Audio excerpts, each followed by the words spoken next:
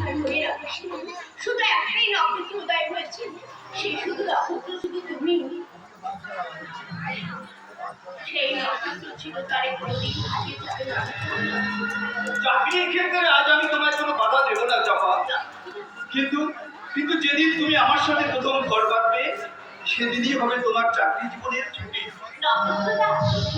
তুমি নারী, চাকরি করা তোমার মানায় না জপা। তবু আজকের দিনে নারীরা পুরুষদের সাথে সমান তালে তাল মিলিয়ে চলছে।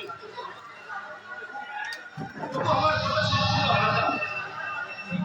নারীরা তাদের স্নেহ ভালোবাসা দিয়ে সাজাবে সোনার সংসার। দিনের শেষে ক্লান্ত পুরুষ যখন ঘরে ফিরবে, তখন নারী তার সেবা ভালোবাসা দিয়ে তার সেই ক্লান্তি দূর করবে।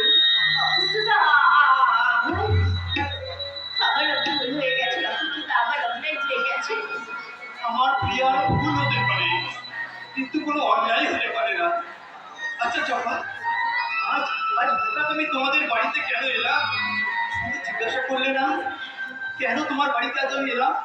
সত্যি তো, দাদা বলে ওখানে আছে, আর দাদা বৌদিকে ছেড়ে হাসি হাত ছেড়ে তুমি দেবান্তরের দুঃখের মাঝে চলে এসেছো। কি ব্যাপার বলো তো নক্ষত্ররা? এসেছি তোমার বাবার সাথে কথা বলতে।